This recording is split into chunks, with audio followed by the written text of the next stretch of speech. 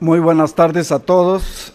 Se encuentran con nosotros el secretario de Energía, licenciado Pedro Joaquín Codwell, el comisionado presidente de la CNH, Juan Carlos Cepeda, el subsecretario de Ingresos de la Secretaría de Hacienda, Miguel Mesmacher, y el subsecretario de Hidrocarburos de la CENER, Aldo Flores.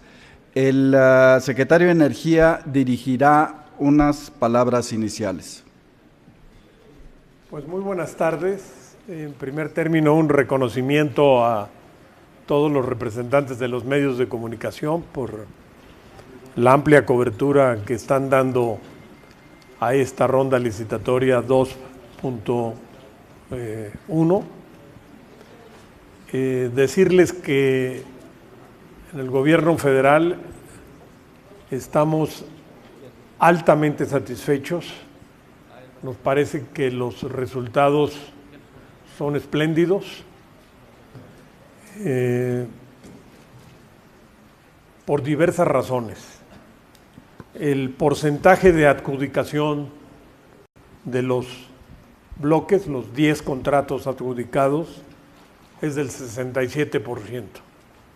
Es un porcentaje muy alto y que nos llena de satisfacción, aun cuando los precios del mercado de crudo no son los óptimos, se han recuperado pero no lo suficiente, y lo cual es un indicativo de que el país es competitivo para captar este tipo de inversiones que implican una competencia global. La inversión estimada a lo largo de la vida de los contratos será de aproximadamente 8.192 millones de dólares, y de igual manera los empleos, tanto los directos como los indirectos generados, serán aproximadamente 82,000 generados también a lo largo de la vida de los contratos.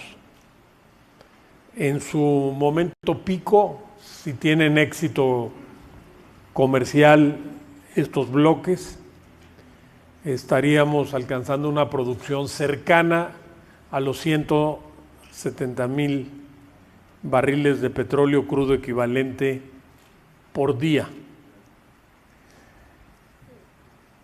Otro de los objetivos que hemos venido buscando con la reforma energética en el ramo de hidrocarburos se cumplió. Me refiero al de crear un sistema industrial privado altamente diversificado en México, tanto por las características de las empresas que vengan a invertir, como por los países que representan, por las áreas geográficas que representan.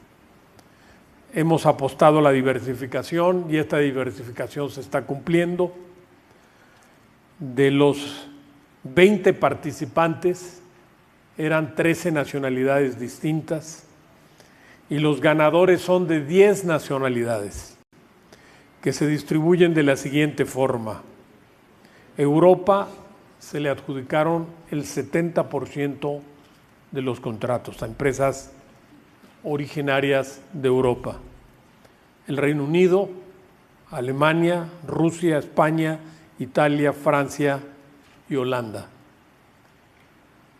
Asia, Malasia, el 11%, y Latinoamérica, México, Colombia, el 20%. Nos halaga mucho también ver que 3 empresas mexicanas son también ganadoras de esta licitación. Desde luego, Petróleos Mexicanos, Citla Energy y la empresa Sierra Perote. Es muy halagador también la utilidad promedio para el Estado, que va a referir cuando tenga el uso de la palabra el subsecretario Miguel Mesmacher, pero nos satisface mucho. Está dentro de los rangos exitosos de las otras rondas, y el número de pozos que se comprometen a llevar a cabo las empresas también muy positivo, es 9 pozos ofertados. Yo quiero dejar aquí un público testimonio de reconocimiento, en primer término a la Comisión Nacional de Hidrocarburos,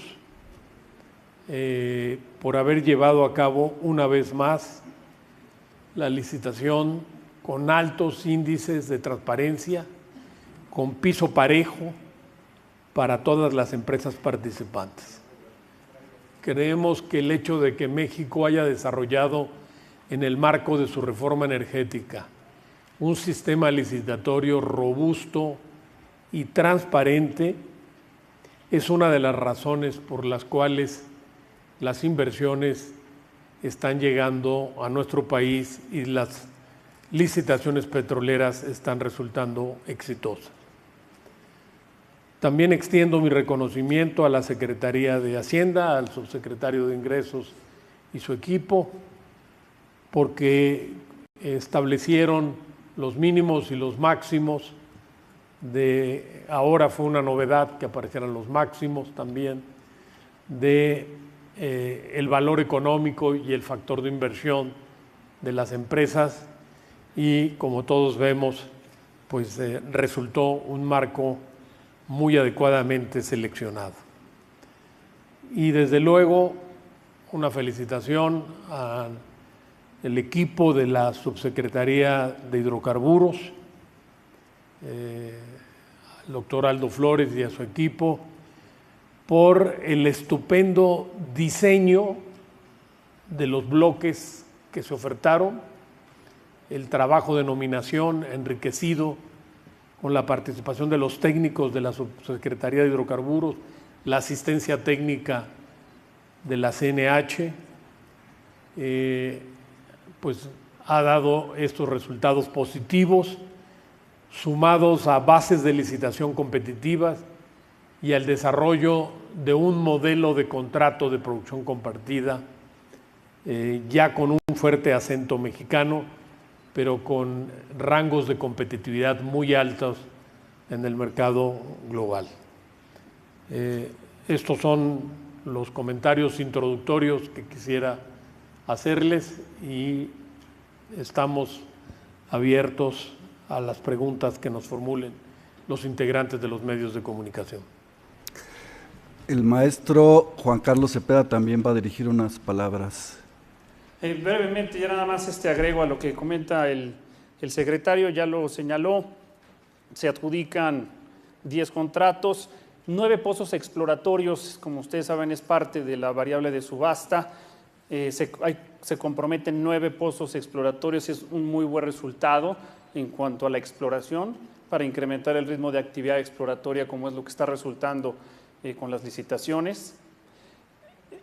Agrego que al final, cuando nosotros observamos qué es lo que se adjudica, qué es lo que no se adjudica, en dónde hay más competencia, en dónde hay menos,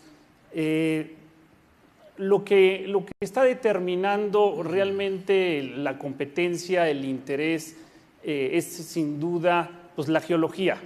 Estamos viendo que los bloques en donde hubo más competencia son los que están en las costas de Tabasco, principalmente aceite ligero, en donde vimos más dificultad son los que están asociados al gas, aunque fue una grata sorpresa el haber podido adjudicar el bloque número 15.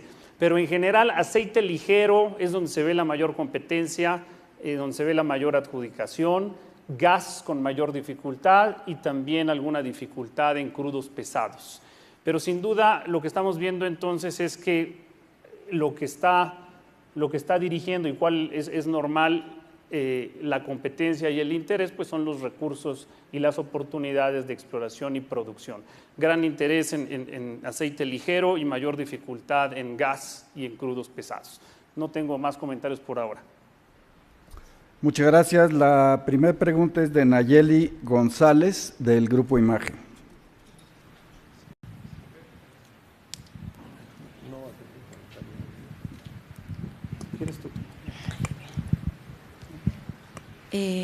Hola, buenas tardes. Me gustaría saber, ojalá nos pudiera decir, subsecretario Maher, cuál es la utilidad que va a tener el gobierno federal por estos contratos que se van a firmar próximamente.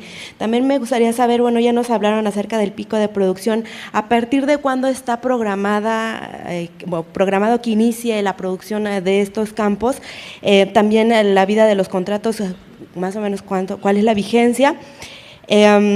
Y recuerdo que cuando se lanzó la licitación hablaban de que varios de estos campos fueron nominados por las empresas que ahora vimos participando. ¿Por qué motivo? ¿Qué habrá sido lo que pasó que se registraron algunos campos desiertos? Si fueron de alguna forma nominados por estas empresas. Gracias. Con su permiso, secretario. Gracias por la pregunta, Nayeli. ¿Se escucha? Con respecto a las preguntas sobre la participación del Estado en las utilidades como resultado de la licitación, en primer lugar, el promedio de lo que se ofreció como porcentaje de producción compartida de toda la licitación es de 57.3%. Eso es el puro coeficiente de producción compartida que ofrecieron las empresas dentro de sus posturas ganadoras. Cabe recordar que el marco fiscal completo y para ver la participación total del Estado, tenemos que considerar los otros elementos fiscales que existen, aparte de este porcentaje de producción que propusieron las empresas. ¿Cuáles son esos elementos?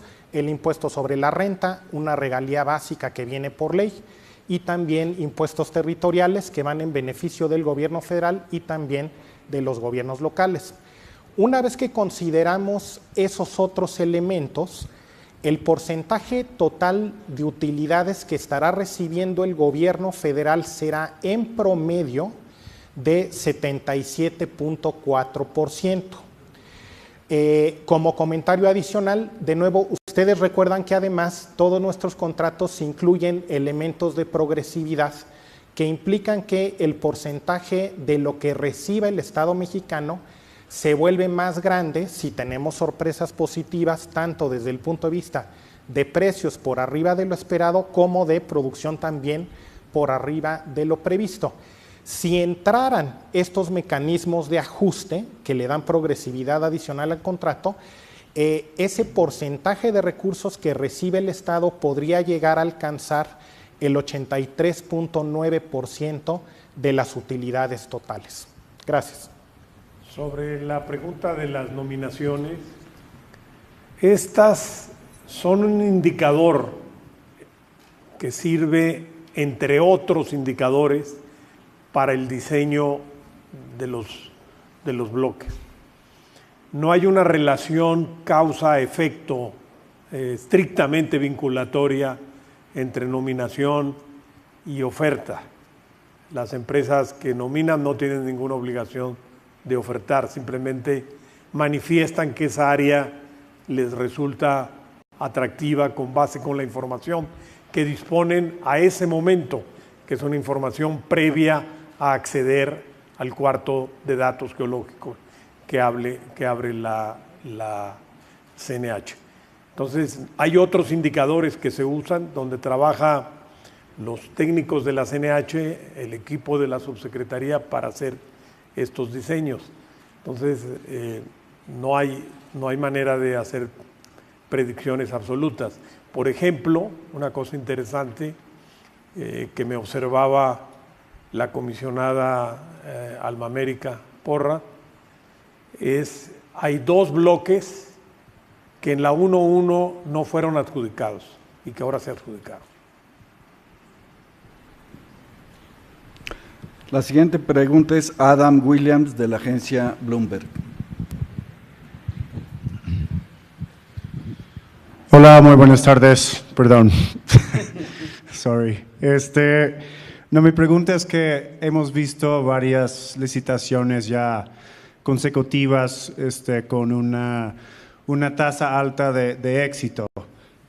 Mi pregunta es ¿qué puede hacer México para seguir con este ritmo de éxito en las licitaciones que vienen este año y también el próximo año y después de la entrada de una administración nueva en México? Bueno, ya hemos trabajado en esa dirección. La Subsecretaría de Ingresos presentó hace algunos meses el nuevo plan quinquenal y abrimos un periodo de nominaciones. Hemos trabajado en estrecha coordinación con CNH y con la Secretaría de Hacienda para ajustar el diseño de lo que sería la nueva licitación 2.4, y ahí van a venir cambios importantes en el número de bloques, en el diseño, en las áreas, para tratar de estar lo más alineados posible con la práctica internacional.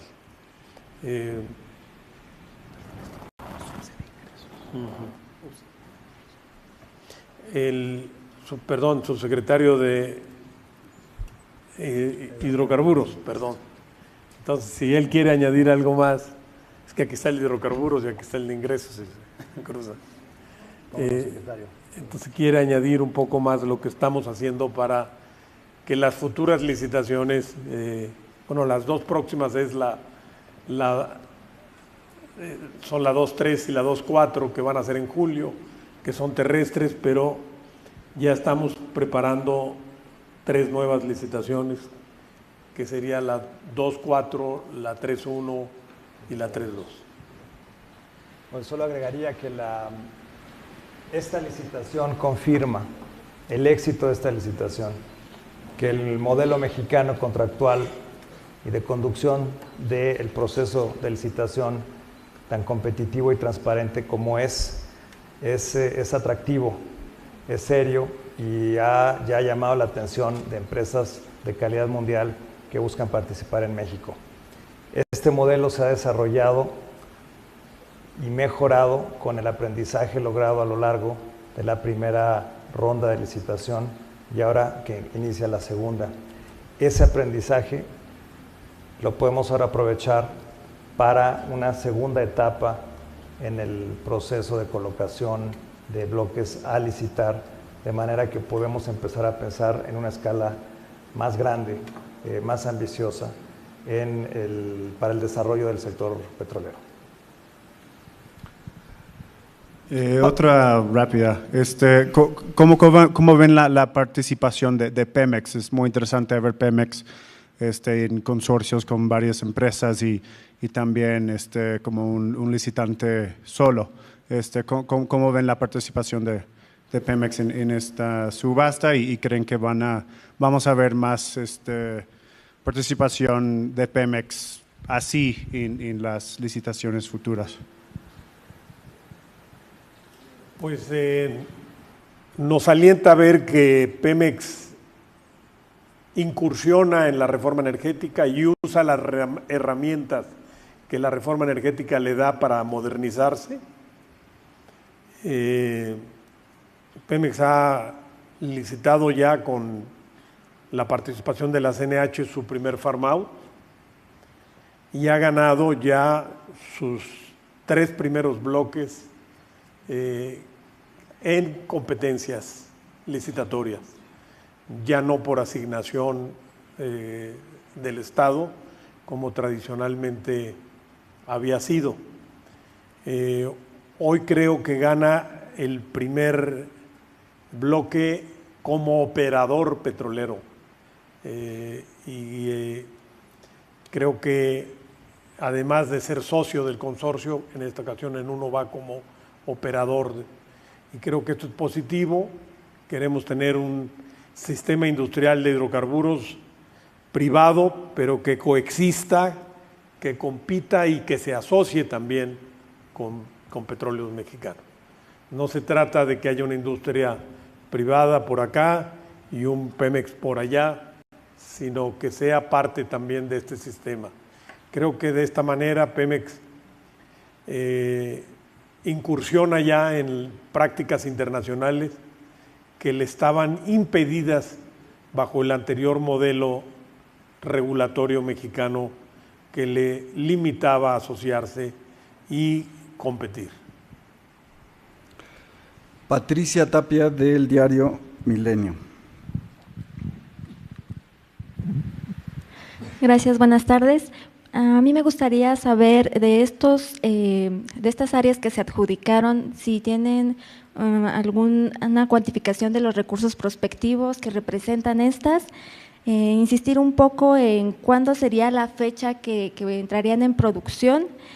Y el presidente comisionado comentaba que están teniendo algunas dificultades para las áreas de gas y pues sabemos que ese es un punto muy importante ahorita para el país, saber qué es lo que va a hacer el gobierno para incentivar estas. Gracias. Sí, gracias, Pati, muchas gracias. A ver, en cuanto a recursos prospectivos, hay una dispersión, hay distintos niveles, te señalo algunos. Los bloques con mayores recursos prospectivos dentro de los que se adjudicaron están, por ejemplo, el bloque número 7, que fue un bloque muy competido, en donde tuvimos varios participantes, tuvimos 5 participantes, tuvimos muchos participantes, también en el 6, también en el 11. Recursos prospectivos alcanzan niveles de hasta 426 millones de barriles de petróleo crudo equivalente.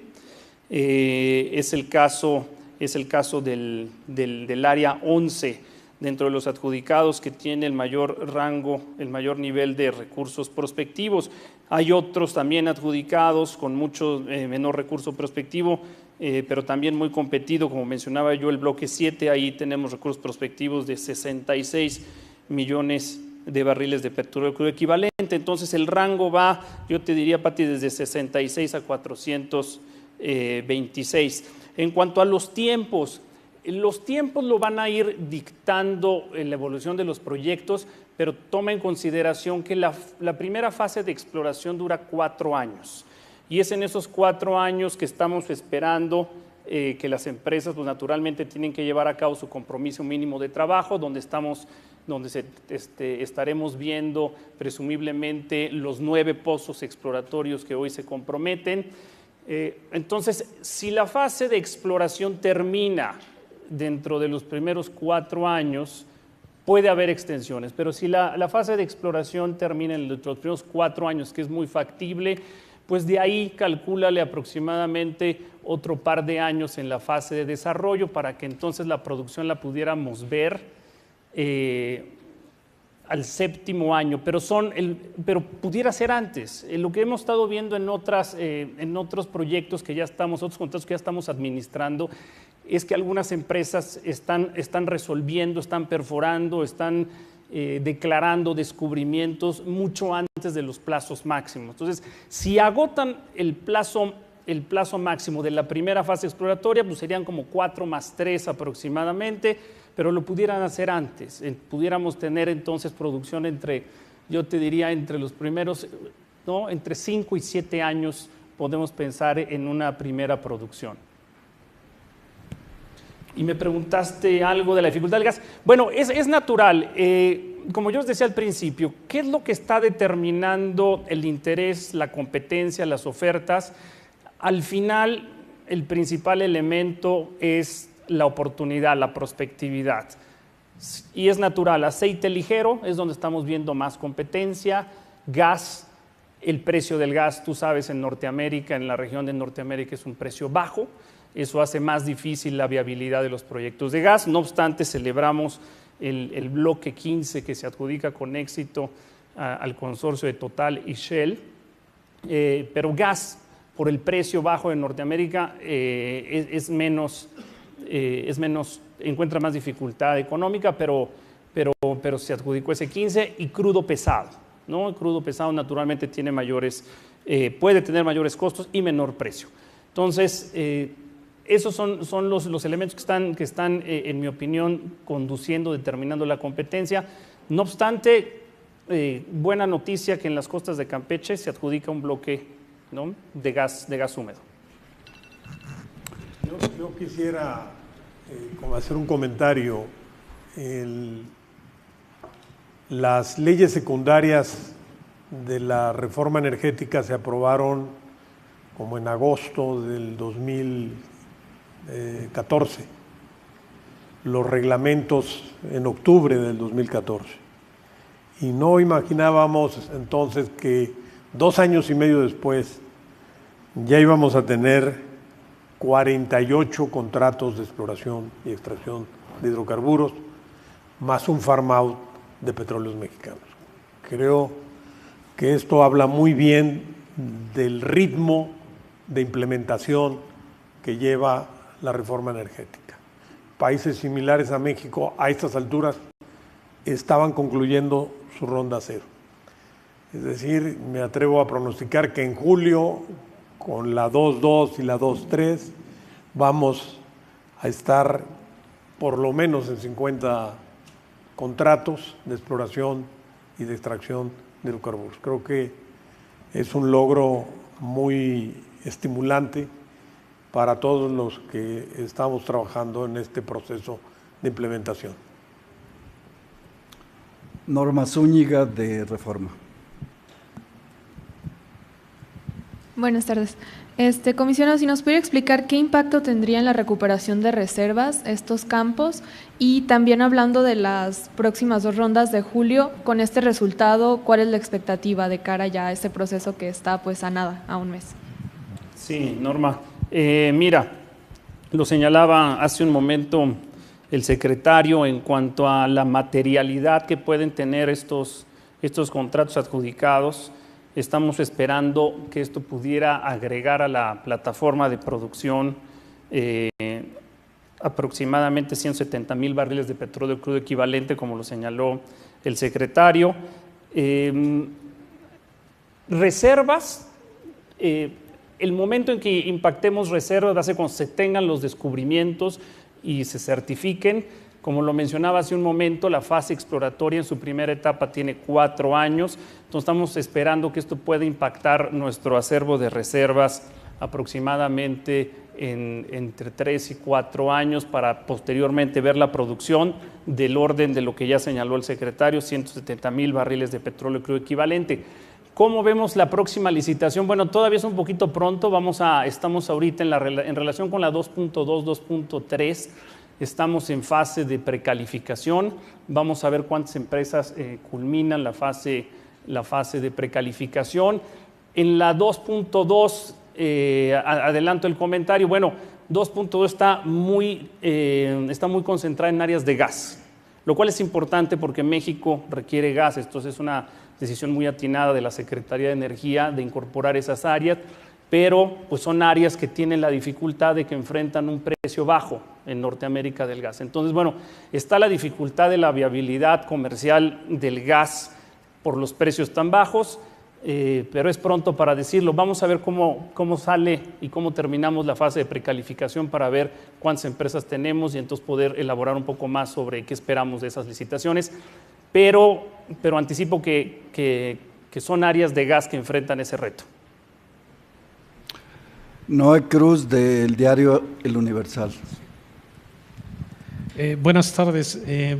Viendo la información que nos proporcionan, hablan ya de 48 contratos que se han logrado desde la primera ronda, y los resultados, sí me gustaría reiterar un poco el asunto, la pregunta de Nayeli, en el sentido de que en qué momento estos 48 contratos van a arrojar el primer barril. Yo no pienso en la producción pico, porque evidentemente esa va a tardar más, pero los primeros barriles, 2,000, 3,000 barriles, los que sean, ¿en qué momento el país va a poder ver materializados esos primeros barriles en la plataforma de producción? Sí, gracias, Noé. A ver, voy a distinguir entre primer barril y fase de producción.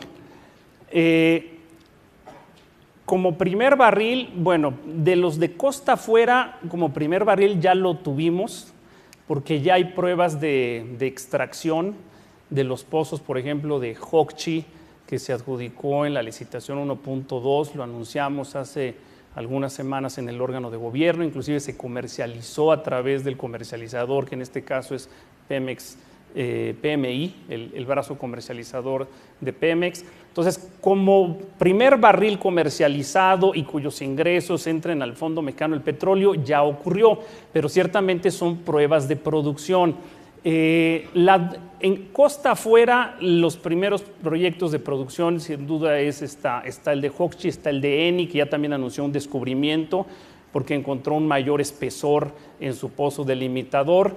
Esos van a ser los primeros y estamos esperando ver, ya que entren en fase de producción hacia finales de 2018, principios de 2019, esos de la 1.2. No obstante, Noé, recuerda que en la 1.3 tenemos campos que ya tienen producción, en donde hemos visto al inicio una reducción, pero ya estamos viendo un repunte de la producción a partir de que recientemente, hace algunas semanas, recién aprobamos los planes de producción de los campos de la 1.3. Entonces, la producción de los contratos de la 1.3, que son campos maduros en tierra, ya están en producción y ya traen tendencia positiva a la alza. Nueva producción sobre campos que no tuvieran producción, nos referimos, los primeros son los ya descubiertos de la 1.2, estos que te comento, donde estaremos viendo la producción hacia finales de 2018, principios de 2019. Pero bueno, las pruebas de producción de algunos ya están ahí, han sido comercializados y el dinero ingresado al Fondo Mexicano del Petróleo. Yo solamente quisiera añadir a lo que ha dicho bien el comisionado presidente, que Eni nos visitó el mes pasado, se entrevistó con el comisionado presidente, con un servidor, con el presidente de la República, vino todo el staff de Eni y traen el planteamiento de acelerar sus planes de producción. Están muy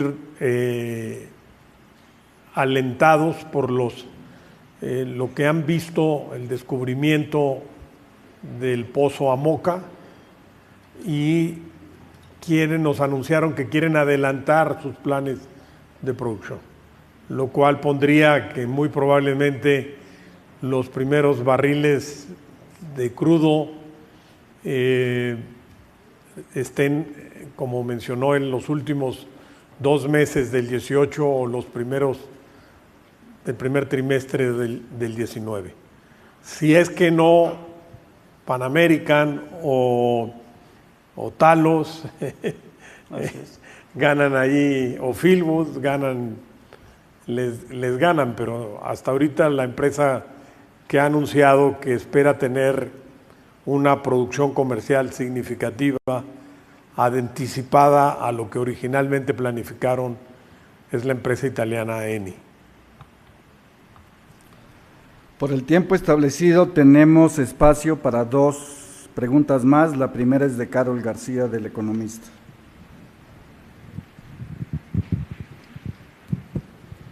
Buenas tardes. Bueno, primero al subsecretario Meshmacher quiero preguntarle, me quedé con la duda todo el tiempo, ¿por qué se establecieron máximos en esta ocasión? Máximos, si tiene que ver con que es producción compartida y si lo vamos a ver en las licencias también.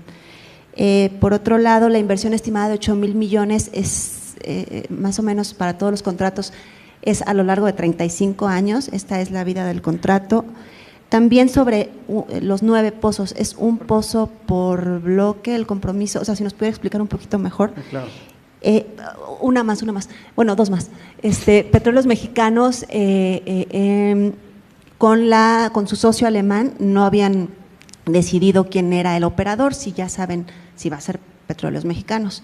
Y por último, en Twitter, durante la transmisión, nos han empezado a preguntar por qué hay campos, por qué hay bloques que solamente tuvieron a un oferente, si todas las empresas tenían la misma información, o sea, qué pudieron ver y si es una práctica común que ocurra esto. Gracias. Gracias por las preguntas. Con respecto al tema de los máximos, un poquito, ¿qué estamos buscando ahí? De alguna manera es muy importante porque para que se materialice el beneficio para el Estado necesitamos, sí, un porcentaje elevado de recursos que van a llegar para nosotros, pero también al mismo tiempo necesitamos que se dé la producción y la inversión necesaria para que se materialicen esos hidrocarburos. Entonces, de alguna manera la búsqueda de establecer los máximos es para ver si teníamos un mejor balance entre porcentajes ofrecidos para el Estado y también lo que se ofrecía de inversión para el Estado, incluyendo también, si eventualmente hay un empate en los máximos, el que hubiera una mejor oferta de bono adicional para el Estado, como vimos en el caso de Trión o como vimos en el caso de uno de los campos aquí.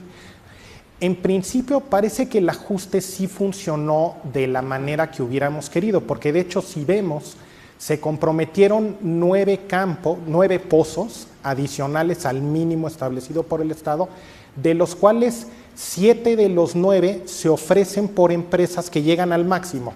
Entonces, efectivamente, el máximo parece haber funcionado bien para haber llevado a que tuviéramos un mayor número de ofertas de inversión de pozos adicionales y en ese sentido que se materializara una mejor combinación entre pozos adicionales que nos lleven a actividad más temprano junto con un porcentaje bien elevado de las utilidades que se lleva el Estado. Entonces, en ese sentido, la verdad es que la experiencia parece haber sido favorable y es en línea con lo que nosotros queríamos que sucediera, que es realmente, de nuevo, de los 9 pozos que se ofrecen, 7 vienen de los casos en que se llegan a los máximos, entonces parecería que estamos logrando un bastante buen balance y en ese sentido lo más probable es que estemos estableciendo este tipo de máximos para las licitaciones que vengan también más adelante en el resto del año. Me sumo a lo que señala el doctor Meshmacher. A ver, aquí hay un cambio, porque nos pides explicar un poquito el tema de los 9 pozos, ya lo explicó un poco el doctor, pero quiero subrayar, porque efectivamente ha sido un cambio muy atinado, y yo aquí le hago un reconocimiento al doctor Miguel Meshmacher, la Secretaría de Hacienda, que ha calibrado mejor las variables de subasta, ¿no? Recuerden, esto es una atribución de la Secretaría de Hacienda. En las primeras licitaciones el peso estaba mucho más en la regalía o en el porcentaje de utilidad, y en la planeación la Secretaría de Energía, con el apoyo técnico de la CNH, predeterminábamos dónde tenía que estar el pozo de exploración y los resultados no eran tan favorables como ahora. Ahora dejamos que sea la misma industria en la licitación que decida dónde tiene mayor valor perforar los pozos exploratorios, porque la Secretaría de Hacienda le ha dado más peso relativo a la inversión y eso juega también, como dice el subsecretario, al momento que se pone el techo, cuando ya quieren ofertar más, pues también llegan a ese techo y entonces compiten también en más inversión. Entonces, ¿cómo funciona el asunto de los pozos? En lugar de que nosotros en el gobierno estemos predeterminando exactamente dónde tienen que estar esos pozos, son las empresas que estudian la información sísmica y derivado de la competencia dicen dónde van a estar esos pozos. Entonces, así, Carol, hubo áreas contractuales en donde no se ofertó un pozo exploratorio. No significa que no lo vaya a haber, significa que de momento no hay el compromiso, pero hubo otras, varias, en donde se comprometieron 2. Entonces, ¿cómo es? ¿Es uno por cada uno? No, es lo que resultó de la licitación y como señalaba el doctor, en donde hubo más competencia, típicamente ahí observamos el compromiso de 2 pozos exploratorios. Entonces, ¿en dónde están esos pozos? En lo que resultó de lo que las empresas ganadoras ofertaron. Entonces, en algunos casos ofrecieron 2, en algunos casos ofrecieron 1 y hubo casos en donde no se ofreció ninguno. Este es un mucho mejor resultado de lo que vimos al principio en la ronda 1. Es el beneficio de una curva de aprendizaje que hemos tenido en el gobierno. Entonces, este es un gran resultado. Son 9 pozos en donde la industria determinó que es el mejor lugar para perforarlos. Entonces, en algunos casos son 2, ahí están los resultados, en algunos casos 1, en algunos casos de inicio no hay compromiso de pozo exploratorio. No obstante, recordar, Carol, que sí hay un trabajo mínimo de actividad de estudios superficiales y de sísmica. Último comentario, ¿verdad? ¿Por qué un solo tirador? Es común, de hecho es lo más común. Si tú volteas, por ejemplo, la referencia más inmediata es el Golfo de México en la jurisdicción norteamericana. Ahí, en la historia de las licitaciones, más de un 90% de las áreas contractuales de los bloques que se adjudican con un tirador. ¿Qué es lo que ocurre? Realmente sí, Carol, tienes razón. Yo creo que a cualquier ciudadano que voltee y ve esta licitación, en general las licitaciones petroleras, llama la atención cómo de repente hay empresas que pueden tirar altísimo y la mayoría de las empresas no ofrecen, ¿no? Es que cuando ves, tienes que darte una vuelta a los cuartos de datos de la CNH, pero lo que ves en los cuartos de datos cuando ves la sísmica, pues son las imágenes que resultan de las ondas de reflexión, que te dan ahí unas capas una inferencia de capas de la Tierra en donde es completamente interpretable. Todo mundo tiene la misma información, pero quieres tener opiniones distintas, mete a varios geofísicos y todo mundo ve cosas distintas. Es una industria de alto riesgo. Es la misma información, pero el rango de interpretación es amplísimo. Vas a tener unos geofísicos que te dicen que ahí hay un gran yacimiento y otros que te dicen, pues yo no veo. Esa es la decisión que tienen que tomar las empresas, ese es el riesgo que ellos asumen. Es normal esa disparidad y es normal ver, de hecho casi es la regla, ver bloques que se adjudican con un licitante en el plano internacional. Para concluir esta conferencia de prensa preguntará Sergio Meana del periódico El Financiero.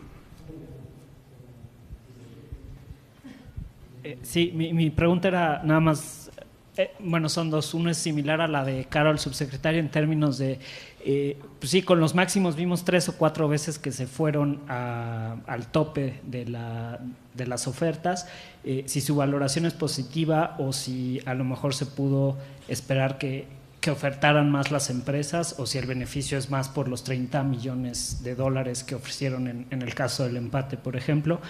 Y la otra parte, subsecretario Flores, en términos de los otros bloques que no se adjudicaron, luego nos critican por fijarnos en los 5 que no se adjudicaron en vez de en los otros 10, pero están en Tamaulipas, ¿no? Si les manifestaron algún tema de inseguridad las empresas, el otro estaba en Veracruz, si hay algún tema de eso, o si era puro tema geológico. Gracias. Gracias, Sergio. Con respecto a la pregunta sobre los máximos, ¿no?, y los casos en los que quedamos. En primer lugar, creo que vale la pena destacar que el porcentaje de recursos que se lleva el Estado en esos casos, inclusive sin considerar los $30 millones del caso en que hubo un empate, son porcentajes altísimos. El porcentaje, de nuevo, que se lleva el Estado de recursos, ya considerado todo el marco, es decir, el 75% que proponen ellos más impuestos sobre la renta, más regalía básica, más los impuestos y contribuciones territoriales, el porcentaje que se lleva el Estado en el caso sin que entre la progresividad se ubica entre 85 y 87%, dependiendo pues, de cada uno de estos distintos 4 campos. Si entra el mecanismo de progresividad, nos estaríamos llevando entre 91 y 92%, es decir, la participación fiscal del Estado para estos niveles máximos es sumamente elevada. Entonces, realmente no parecería que se estén dejando recursos sobre la mesa.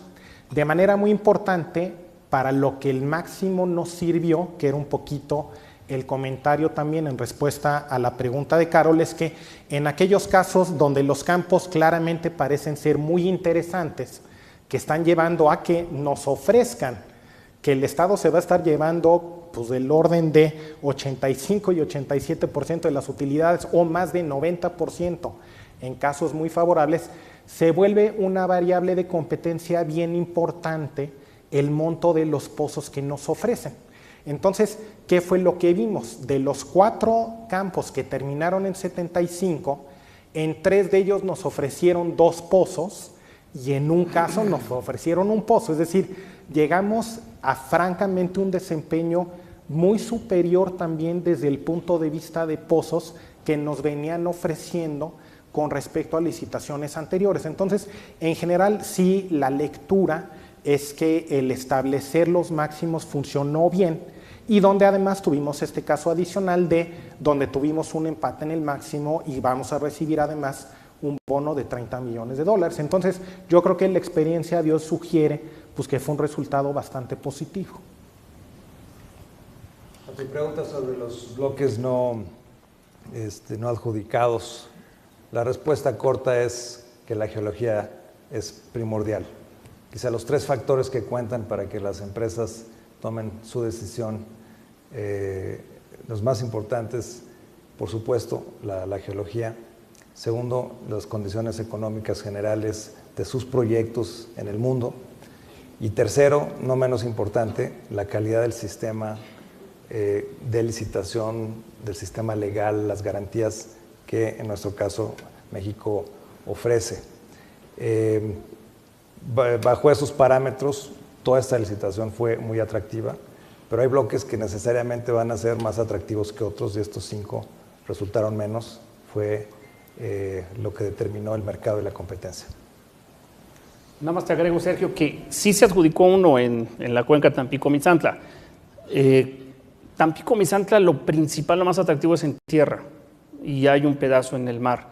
Se adjudica uno, hay otros que son de gas, hay otros más complicados, pero como dice el doctor, la geología manda, y luego entran los otros elementos. Y yo solo añadiría que también infraestructura cuenta.